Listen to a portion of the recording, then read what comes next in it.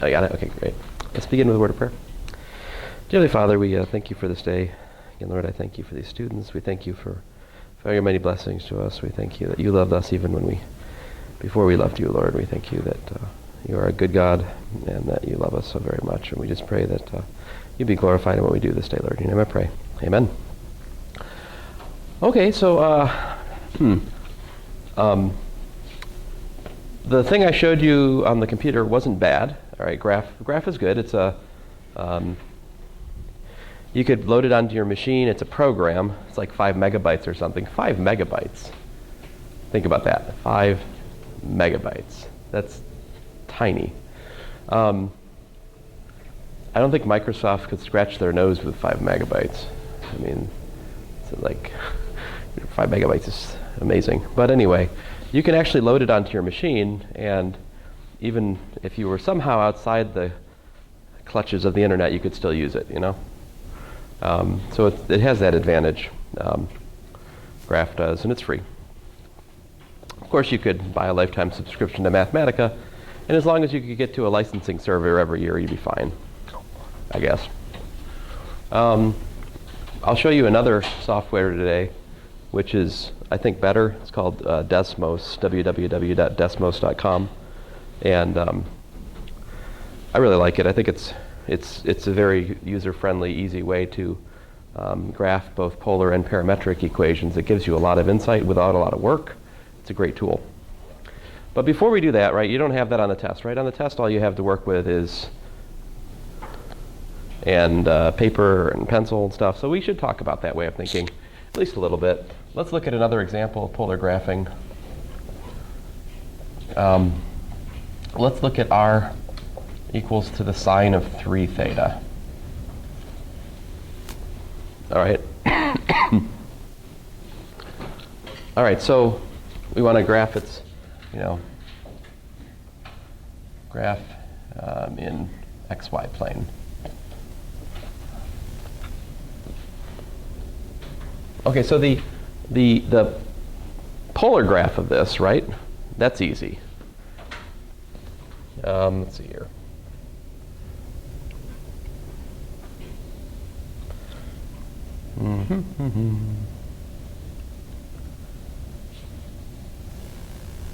I'm not sure how many of these I'm going to need, but we'll just start like that. Now, if this is a graph of sine 3 theta versus theta, you guys tell me, what's the first zero? Well, I'm sorry, the first zero is 0, depending on how you count. Anyway, that's, of course, it's 0 at 0, but when's it 0 again?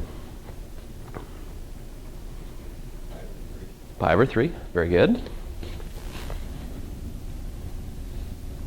And this over here? 2 pi over 3, right? And over here, pi. Also known as 3 pi over 3. So it basically comes back to 0 every pi over 3 radians, right?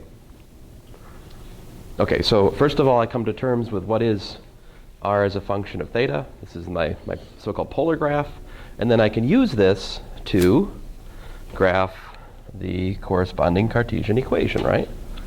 So I'll do that right down here.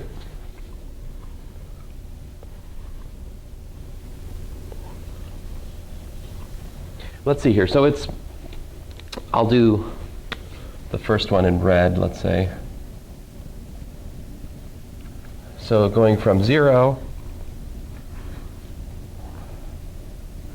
to what? To pi over 3, something like this, right?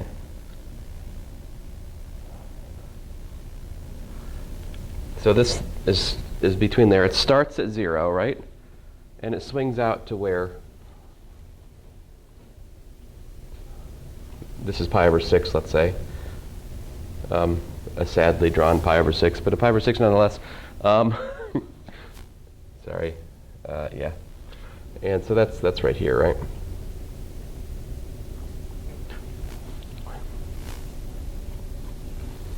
And so what you got is something like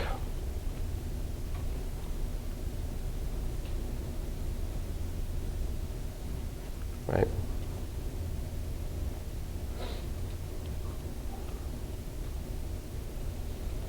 And so I've drawn the direction just to coincide with the direction up here. It's not, that's just for your, to aid you in understanding how I drew the graph. That's the arrows there are not, that's merely, it's not really part of the official story here, okay? Those arrows are just to help you understand how I drew it. Then what? Then we're going from pi over 3, right? To what? To 2 pi over 3, which is where? Well, pi over 3 is here, right? 2 pi over 3 is like over here, right?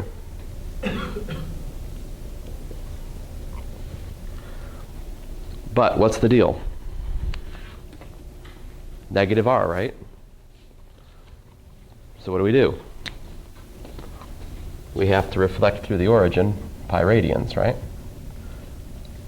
So this blue part actually is going to be stuck between this guy down here and this one. I can't do it worth anything. Over here, roughly speaking. Let's see here. That would be what? Plus pi over 3. 5 pi over 3 down here, right? And this other one would be 4 pi over 3. And so basically I go the red pedal, then I travel through here, and oh, by the way, this is where?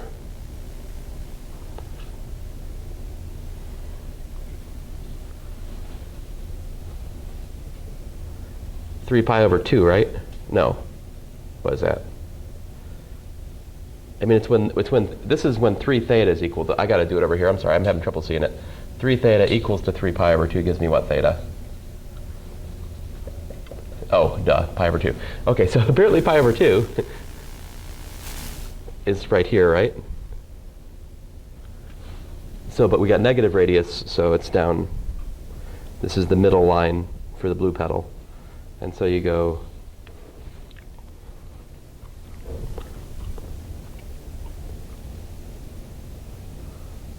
like that.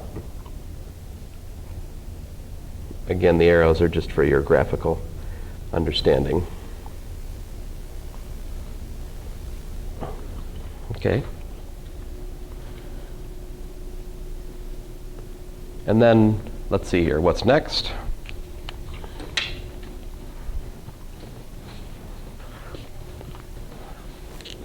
We go from 2 pi over 3 to what? To pi. Like here, right? So 2 pi over 3 is here, pi is here, right?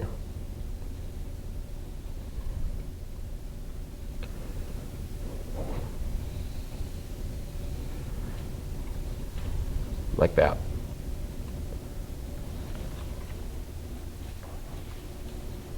It looks like we're back where we started again, right? What happens if you look at pi to, what's this over here? This is what? 4 pi over 3, right? So if you look at this next, bit, we'd be between pi, right? And 4 pi over 3, right? But, where's my laser? We'd be between pi and 4 pi over 3 in here, but we've got negative radius, right? So geometrically it flips us from here over to the red pedal. And as you can see, we're back where we started, and then the story. So the story goes, whee, whoop, whoop, whoop, whoop, whoop, whoop, whoop, whoop. You could do this all day. Anyway, you get the idea. And that's it. 3 pedals. Interesting? Possibly.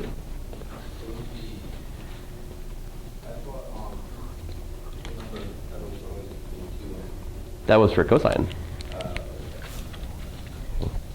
What if we look at another example? Since I like you guys, I'll do one more example. R equals sine of, I don't know, 4 theta. Again, graph. an xy plane.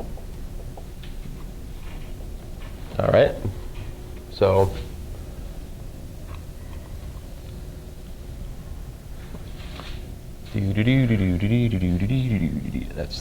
that should be enough, I hope. I don't know. We'll find out. Now, for theta, where's its first zero? At 0, 0, right? I mean, fine. 0, 0 is at 0. I count from 0. I don't know. All right, I'll stop being stupid. Theta equals what? Pi over 4, right? Then this one would be what? 2 pi over 2, 3 pi over 4, pi, 5 pi over 4, 3 pi over 2, etc., right? So I'm going to come down here.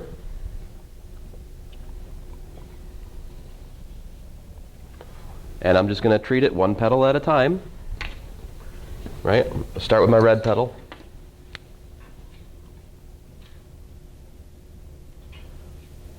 So I'm going from 0 back to 0 again. And that's from 0 radians to pi over 4 radians, right? So that'd be like up in here, right?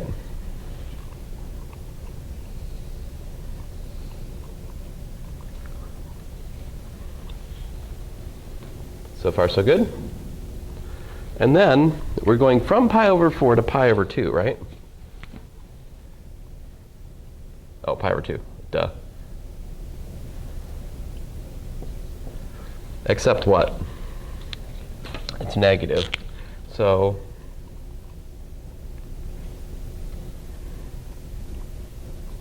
that means I'm not up here. I'm actually down here, right?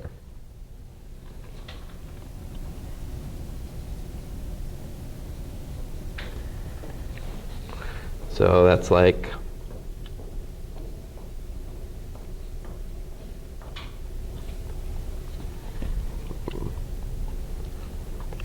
okay.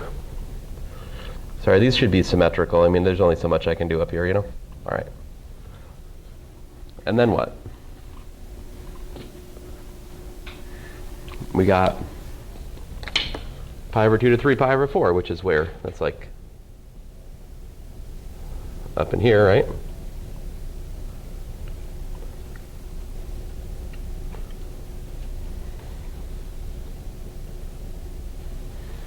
So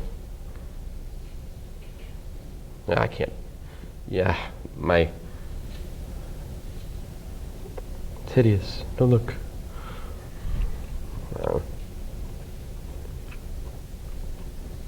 It's getting worse. All right, let's try.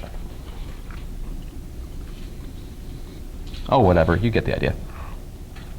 It's there. And then what's next? Guess I need to get my purple marker out. We go from 3 pi over 4, right? To pi, which would be over here, right? Well, pi is the negative x-axis, right? But because we're negative, flips it over, and we're actually where? Over here, right?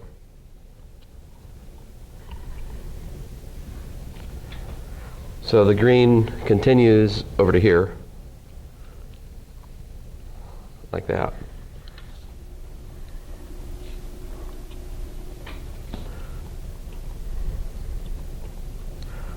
Oh, I'm an idiot.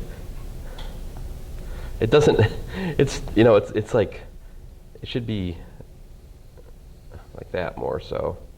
I'm sorry, I should really draw like another center line to keep my petals centered, you know, to make it pretty. I would do better if I drew yet another, like a bisecting line between each angle, and then like try to make my petals symmetric around the bisecting line. I'd get a better picture, whatever. Where's next? Oh man, I need another color. Pi to what? Where's 5 pi over 4? 5 pi over 4 is down here, right?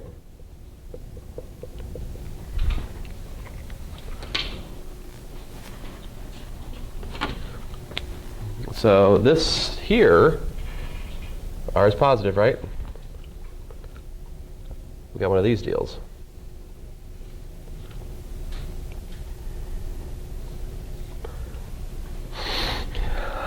I'm going to have to do a black pedal from 5 pi over 4 to 3 pi over 2, right? That would be from here to here, but r is negative, right? So it flips it up to there.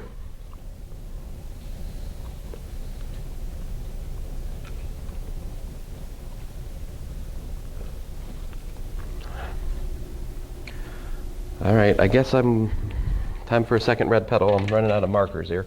R is positive, and oops, I guess I need to know that. What is that? That's what? 7 pi over 4, which, by the way, is here. Right? This is 2 pi, which is 8 pi over 4. But it's also 0, right? Radians. Anyway, the point is the next pedal's down here. Right? And then finally, I guess I'll do another blue pedal. From 7 pi over 4 to 2 pi, right? That's over up here. Because r is negative, so 7 pi over 4 to 2 pi flips over to the opposite sector. Whew. Man, I shouldn't have signed up for this one. What am I doing? I tell you. Can you count? 8.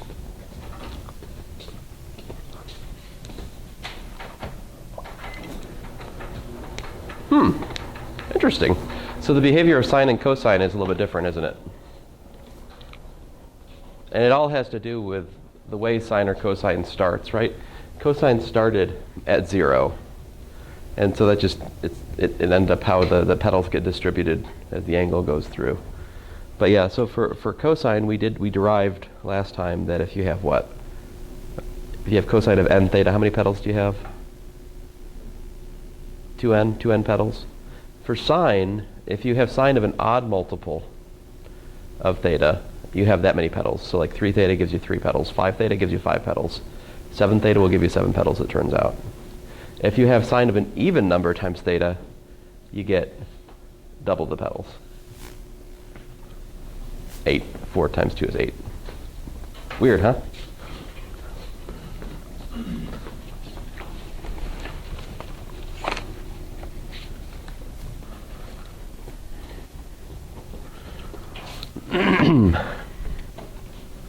How would you calculate the area of one of those pedals?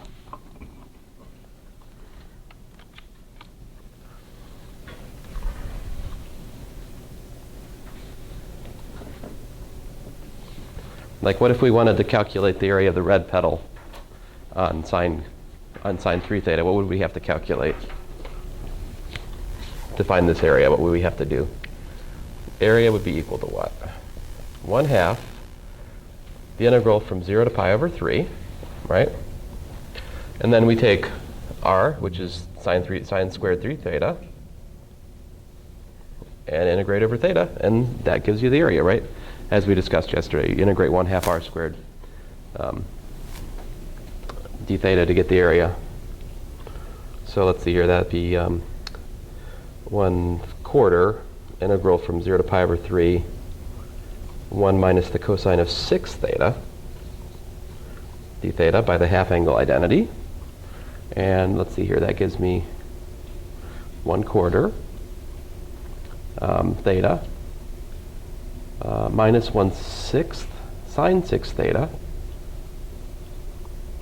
evaluated from 0 to pi over 3. Let's see here. Of course, sine of 0 is 0. 6 times pi over 3 gives me what? 2 pi. So both of the evaluations make this thing go away. And we just get what? Pi over 12. That's the area. See, that's not too bad. Most of the difficulty, right, in these polar graphing questions is really understanding what is the shape of the thing you're trying to graph, all right? So if it's one of these standard examples, like a rose, a petal, something like this, then it's pretty easy to figure out what the range of angles is, right? But there are more difficult things out there, I suppose. By the way, guys, what would you do? Let me just make a comment. We'll do more examples later, but just I need to make a comment here so that if you, as you're doing homework, you have an idea. What if your region looks something more like this?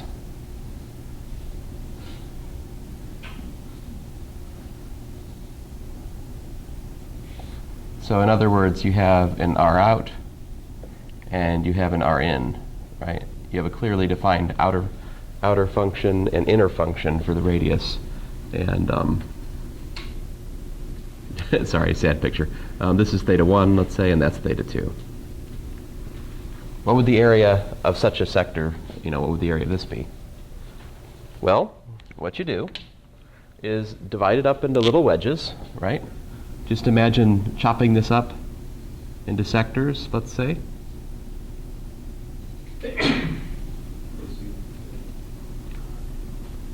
All right, so like to get this entire blue sector, how much area would that be? Let's see here. So that would be 1/2, right? R out squared times d theta, right? That would give me the area of the blue sector, right? How do I get just the area inside the black? Right, let me shade it pink. How do I get the pink shaded? I just want to calculate the area of the pink shaded region, okay? This has got too much, right? What do I need to remove from the blue in order to get minus R in, right? So if you look at it, we just want to remove this piece right here, right? But that is what? Minus what? 1/2 R in squared d theta. Do you agree? Well, I hope you agree. From this, we get that dA is 1/2 R out squared minus R in squared d theta, right? And so if you want to calculate the area of a graph that's written in terms of polar coordinates, all right, and it happens to be the case that it's not going to the origin, like this one, we didn't need that for this, right, because the red petal went all the way to the origin.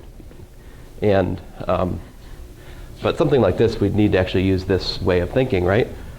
But anyway, once you have this way of thinking, you just do 1/2 the integral from theta 1 to theta 2 of the outer radius function squared minus the inner radius function squared times d theta.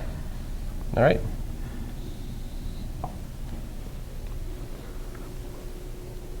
So this is the rest of the story about how to calculate area in polar coordinates, okay?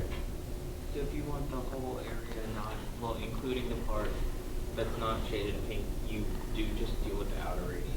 You don't deal with the inner at all. Right, if I wanted to get like all the way, if I just, filled in this, then if I just throw away R in, then I have the integral of 1/2 R out squared d theta, and that would give me the area of the whole thing.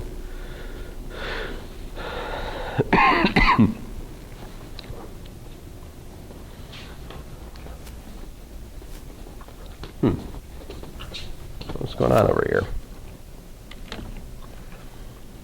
Must have the wrong source. Come on.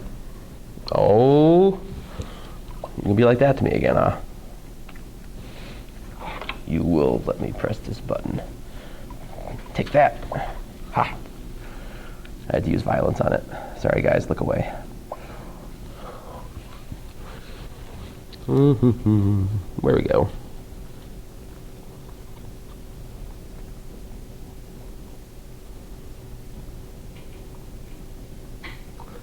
Oh, since I have it in front of us, check this out. This is Desmos. One of the things it'll do is it adds sliders, and then you can animate different cases, which is pretty awesome. This is the graph of a constant divided by sine to the 3 theta to the cube root. As you can see, it's Weird. This is not on our list of standard examples of polar graphs, right? What are the standard examples of polar graphs? Look at your textbook. They're all in there, okay? Or watch this video.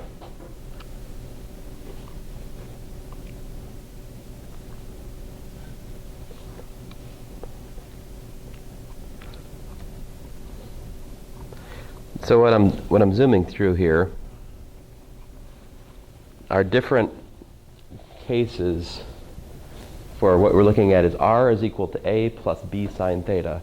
As you go through different values of b, you get these different shapes, right? They all have various names. Do you guys happen to know the names? I mean, if you read the textbook, you know the names. I'm not sure I can pronounce the names.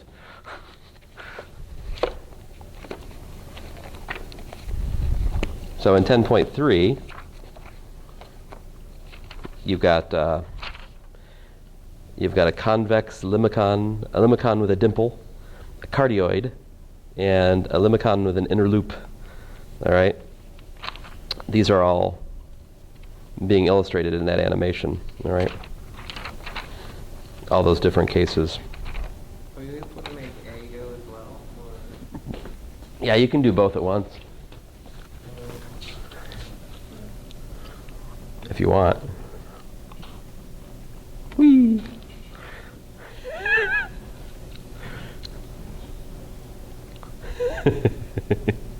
Sorry, I could watch this junk all day. Let's see here. Let's see here if I can.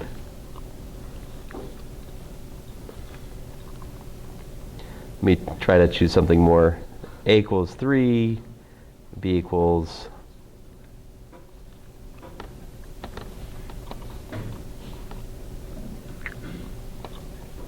So here, this is a, what was it called? A cardioid, was it? I forget what I said. It was. This doesn't have the dimple.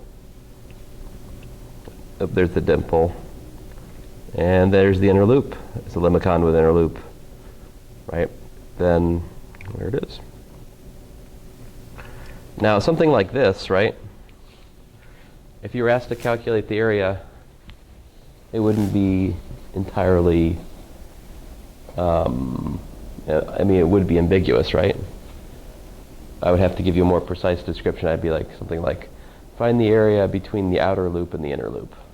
That would be a question that you could try to do, right? In other words, what's the area like here? And there, oh goodness, I don't think that's a nice question though.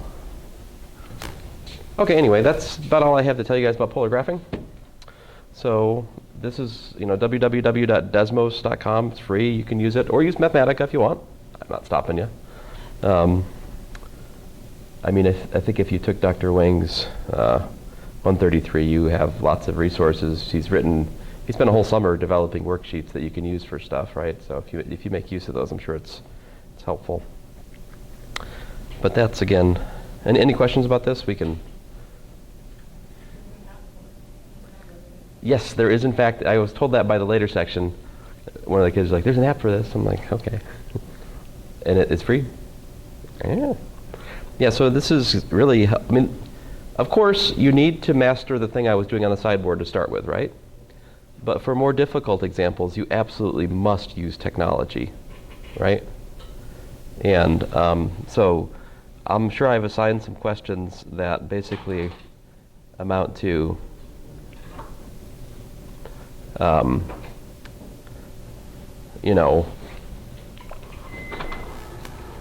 graph this or something, right? And so how should you respond to those questions? Find the polar graph of such and such. Like, I'm fine with you using technology to find the graph and then like sketching it by hand and or printing it out from a screen grab or something. That's fine. But that should be done in moderation, right? You should pick some easy examples like this to actually work out by hand. Otherwise, when the test comes, you won't be able to do this. Because watching me do that and doing it are two very different things, right? So anyway, I will stop saying such things, but you've been warned. All right.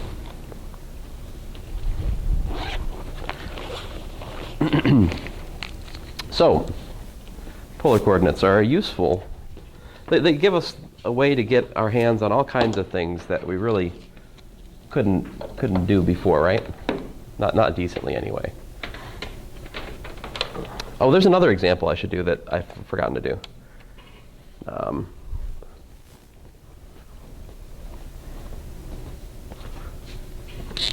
One more example. This one's kind of fun. R equals to theta. So, and let's see here. So, in the r theta, plane, it's just that, right?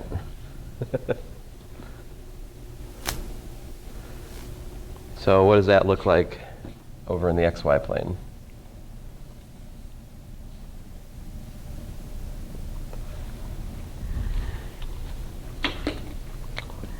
Let's see here. So we start at the origin, right? And let me see, let's just track a few points. Pi over 4, pi over 2, 3 pi over 4, let's say, pi, and so forth, all right? So let's see here. If you you go to pi over 4,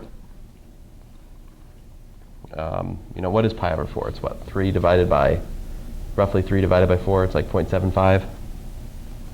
Let me try to set a scale on here. Let's say that the unit circle is here, okay? So if that's roughly the unit circle, when I get to pi over 4, I'm somewhere like there, right? When I get to pi over 2, what's pi over 2? Pi over 2 is 1.5, so I'm like up here somewhere. When I get to pi is about 3, right? So like over here, right? Once I get to 3 pi over 2, I'm like down here somewhere, right? When I get to 2 pi, I'm all the way over here, right? So if you throw in a few more dots,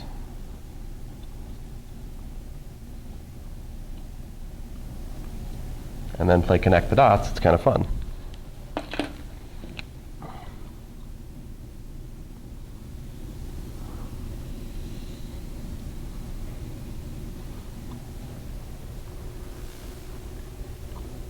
Ooh, what happens with a negative? What happens with a negative theta? See, okay, so I might just give you this problem and ask you, plot r equals theta for theta greater than or equal to 0. If I was to say that, what's in green, that's it, right? But what if you allow for negative theta? What would that do? Let me do it in red.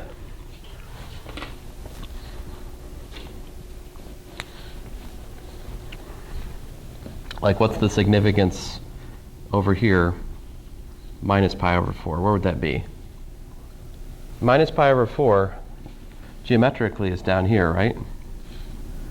But you've got negative radius, right? So it's actually up here. So it's like over here. When you get to minus pi over 2, you'd have what? Minus pi over 2 would be down here, except you've got negative radius, right? So it's actually up here. So it is in fact the same point. What happens when you get to like minus pi? Minus pi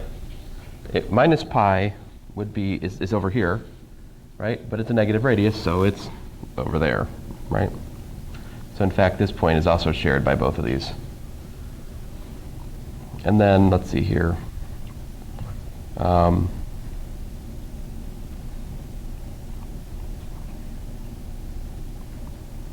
What's next?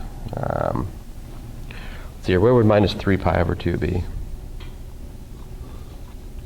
Minus 3 pi over 2. Let's see here. Minus 3 pi over 2 is actually pi over 2 upwards, right? But it's negative, so it's down here, isn't it?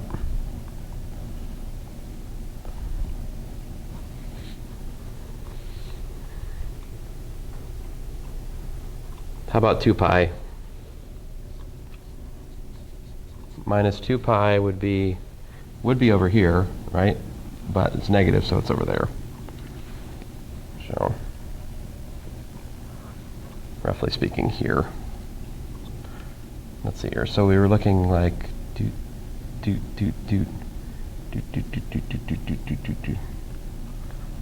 I can't do this worth anything. How did I get all the way over here? That was 2 pi. That's not right. I'm sorry. I'm an idiot. It wasn't that point it had in common. It was. Yeah. Let's see.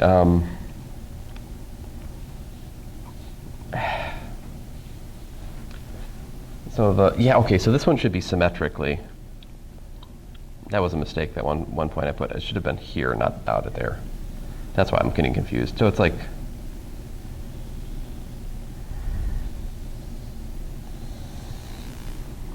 It should be symmetric, but. So if you just look at the positive angle, you get a spiral. If you look at all possible angles, you get sort of 2 spirals that are not quite the same, but are glued together at the origin like that. And of course it goes on and out, right? And this one, not like that. I guess the way to think of it is this: as theta increases, the red spiral spirals into the origin like that, right? Whereas as theta increases, the green spiral starts from the origin and spirals out. That's how I think of it anyway. Thinking of theta increasing.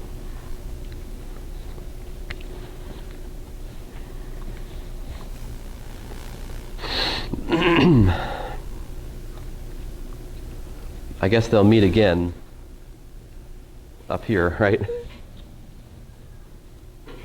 Okay. Anyway, I shouldn't have put the projector down. This would have been more fun to look at with technology, right? So. All right, enough of this. So polar coordinates are useful, right? But they have their limitations, right? And the perspective that we want to take at the end of this chapter, by the time the dust settles, is what's called the parametric approach, okay? So, unfortunately, I don't have I wish I had. If I had the right prop, it would help now. I was going to go find a string this morning, and I forgot somehow in all the excitement. But let me just start discussing it here. So, parametrically described curves.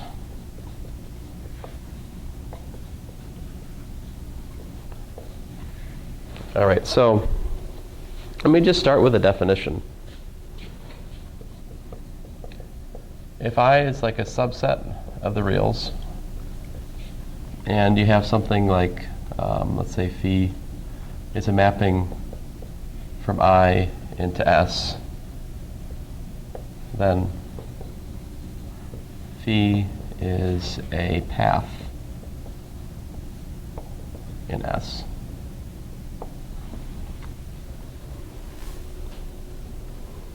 So a path, all right, guys, is nothing more than just a function from the reals to some set. You could talk about a path in R2. You could talk about a path in R3. You could talk about a path in 2 dimensions or 3 dimensions. You could just as well talk about a path of matrices or something more abstract. But of course, we'll stick to functions in here. 2 dimensions and possibly just 2 dimensions. Next semester, we'll do 3 dimensions. Okay, I'm just going to stick to 2 dimensions in here. So what's a path in R2? What's a path in R2 look like? So we're talking about something like phi of t is equal to, say, f of t, g of t. These are the so-called component functions of the path.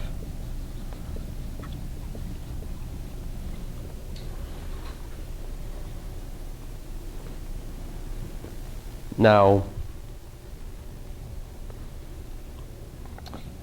if this is for t in some interval I, then phi phi of I. All right, what is phi of I? Phi of I is equal to the following. It's equal to phi of t such that t is an element of I.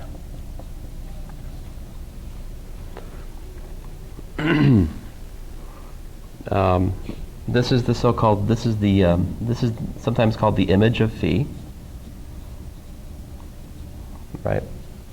What this is, though, is this is the point set, all right? It's a set of points which the path covers.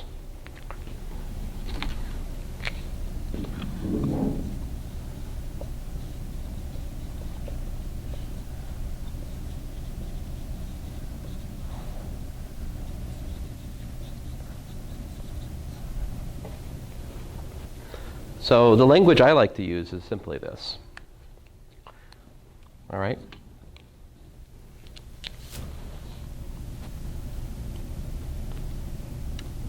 Phi of I is a curve, all right, which is parametrized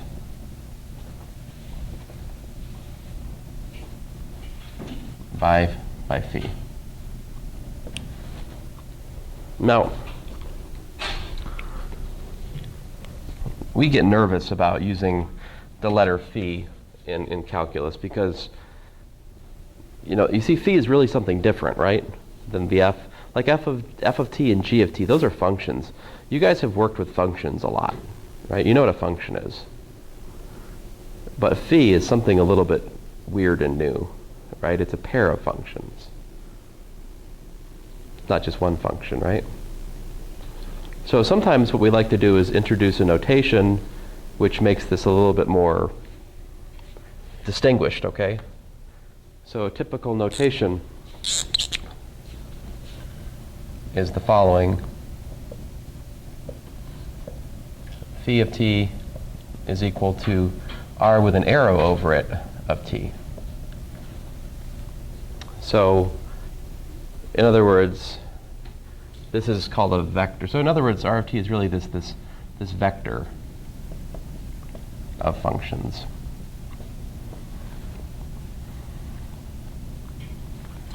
All right. I don't think I should say anything more at this level of abstraction before I show you some examples, okay?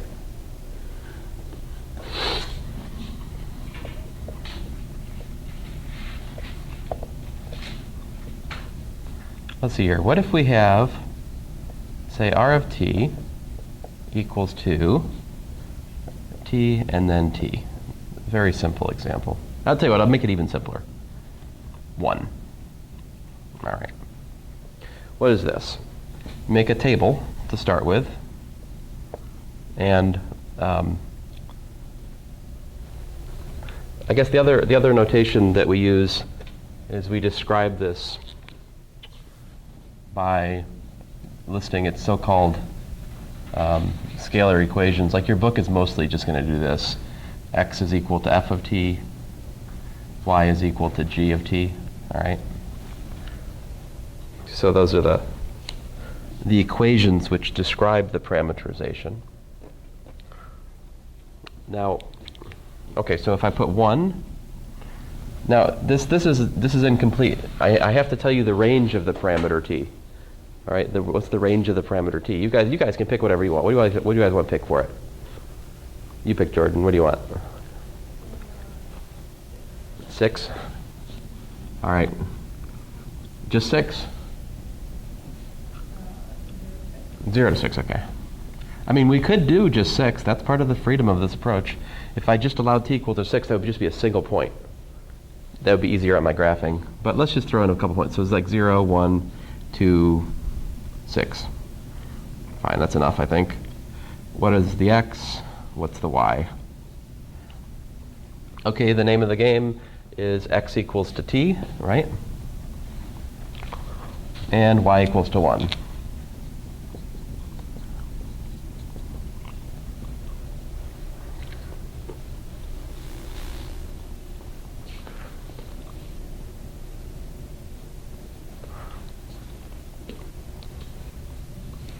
So let's see here. So x is t, right? So just do 0, 1, 2, 6, fine. And y is 1.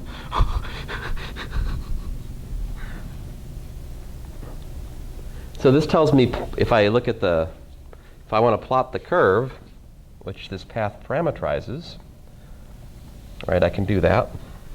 It's what?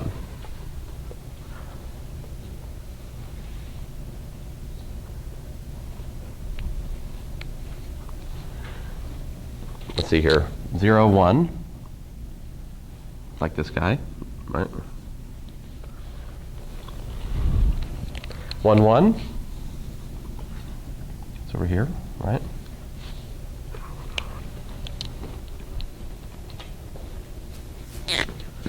2, 1.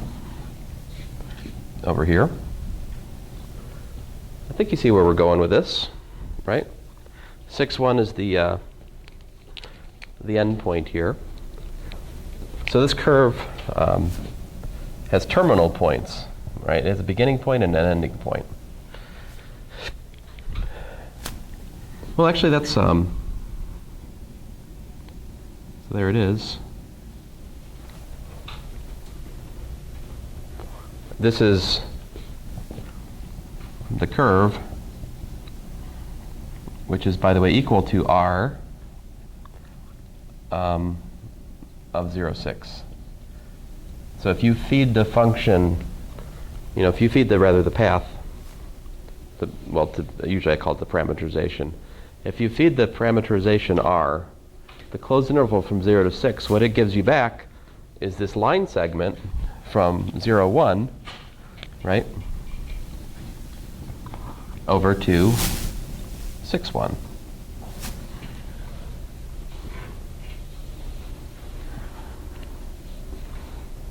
Yep. Okay.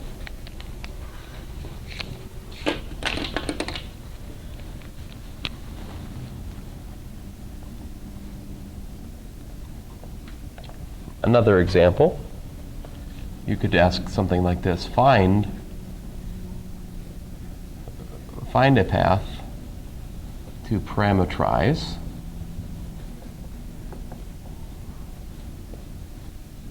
the circle x squared plus y squared equals to, say, 9. Okay. So what does that mean? We want to find, right? We want to be able to write something like x equals some function of t, y equals some other function of t, g of t, right? And what does it mean then? We should like for what? We need these to solve, right? X squared plus y squared equals to 9. So what functions can you use to make that happen?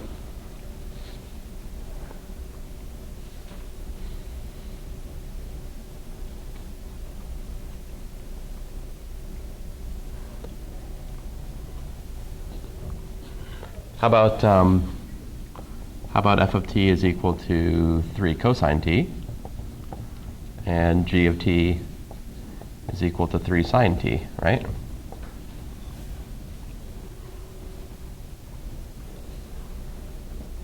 It's pretty clear that if you put x equals to 3 cosine t, and if you put y equals to 3 sine t, then x squared plus y squared will give you 9 cosine squared plus sine squared, which is 9 again. So in fact, yes, these points do fall on that circle, which means that if I look at r of t as 3 cosine t, 3 sine t, right? For, let's say, 0 less than or equal to t less than or equal to 2 pi, then this gives me a parameterization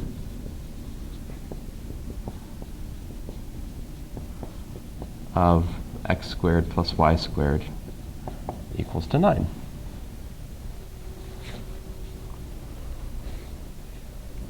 The reason I like to talk about r vector of t is because, I mean, yeah, you can say x is equal to 3 cosine t, y is equal to 3 sine t. That's fine. Nothing wrong with that. But you should understand that the x and the y, they're not in isolation. They're part of an object, a pairing of functions of t, which together have to map onto the curve. Like, you can really think of this literally, this r, what is it? It's something that takes basically part of the number line, right? And it pastes it onto the plane. Like, this map, all it does is it takes basically the number line from 0 to 6, and it just glues it like that. This map takes the number line, right, from 0 to 2 pi, and what's it do? Like a string, it takes it and goes, I'm going to put you like that. Just basically takes this piece of string and it just lays it out like that. That's what the path does.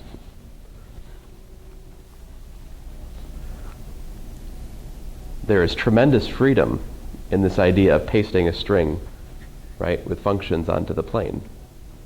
What are the geometric possibilities here?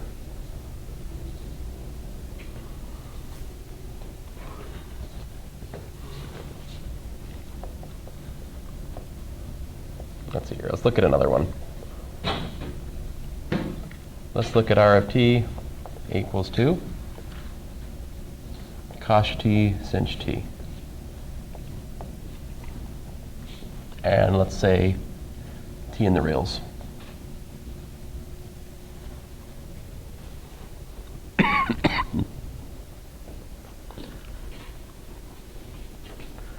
Now here, of course, you can make a table of values, right? So in other words, we have x is equal to cos t, y is equal to sinh t,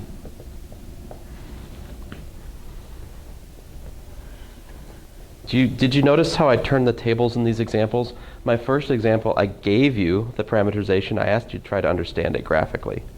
Our second example, I started us with a Cartesian equation, which we're already familiar with, and I asked you guys to try to walk with me and discover how to find a parameterization which reproduces the curve, right? Now, in our third example, I'm back to the first thing again. I'm just giving you the parameterization and asking you to understand it, right? Try to understand it. So the lowest, sort of the easiest thing you can do just to try to understand things is to plug in values, right? Plugging in values gives you points on the path, which is something, right? So if I plug in 0, what do I get?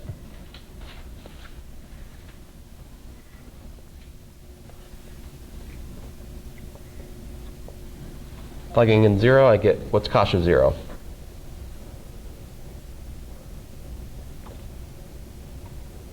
What's cos of 0? Ah! No! Not 1/2. No. Try again. 1. Okay, yeah, I'll take that one. What's sinh of 0? Yes, commit to that 0. Very good. So one of the points on this path, right? One of the points on the path is 1, 0. Let's say right there, right? How about if we plug in t equals to e? Well, let's say natural log of, I don't know, natural log of 2. What's the cosh of the natural log of 2?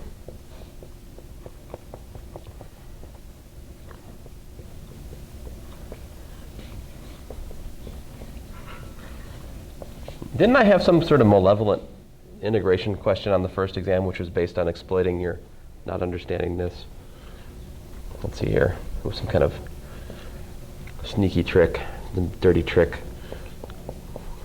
right? So this is, by properties of log, that's log of a half exponential. Log of a half is a half. So this gives me 3/2, which gives me what? 3/4, right? Is that right? Oh, it's not right. Why is it not right? right? So me being who I am will change this to sinh. You would have liked me to change that to a plus, though, I know. And you wouldn't have been wrong. So cosh of ln of 2 is what? 1/2 of 2 plus 1/2, right? AKA 5/2, 5/4, right? So 3/4, let me put that up here. So we have x equals to 5/4 or 1.25, and y equals to what? 0.75, yeah? How about if I put minus ln of 2? I still get the same cosh, but for sinh I get minus what I had because sinh is odd, whereas cosh is even. Okay, so if you just start thinking about this, what does the path look like? Well, what do we know about cosh? Cosh is at its smallest 1, and then it goes to infinity, right? Both ways, for plus and minus infinity. Sinh, on the other hand, is basically like a exaggerated cubic. It's negative for negative inputs. It's positive for positive inputs. It's 0 for 0. And so what we have, we just found so if we're at x equals 1.25, we're like up here or down here, right? And so you can keep putting in points, and you'll find something like this, roughly speaking. In fact, asymptotically, it's avoiding these guys. Y equals x, y equals minus x. How do I know that? So here's a question you can ask. What is the Cartesian equation of the curve which is parametrized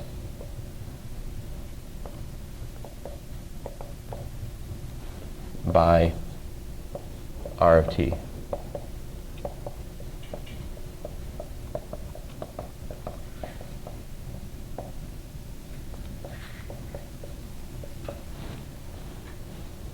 How do you find the Cartesian equation for a given path?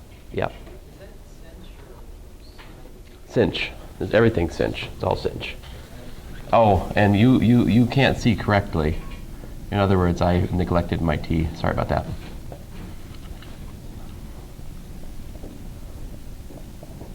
Thank you. Very useful question.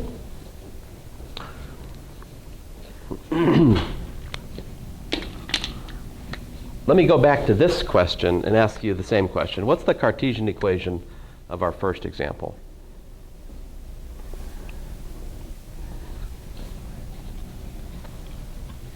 How do you get that? That's just what?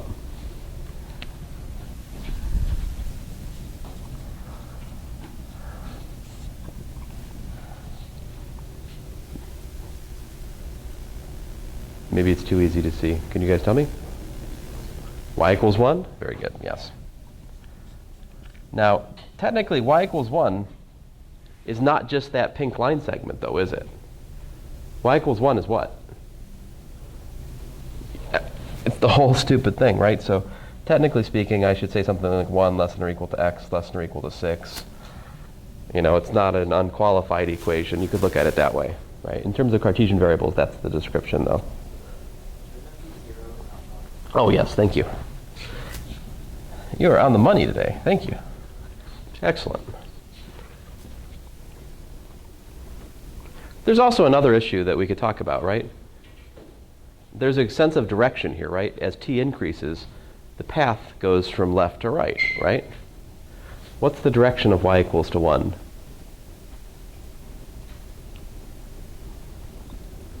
Doesn't make sense, right? So that's another advantage of this way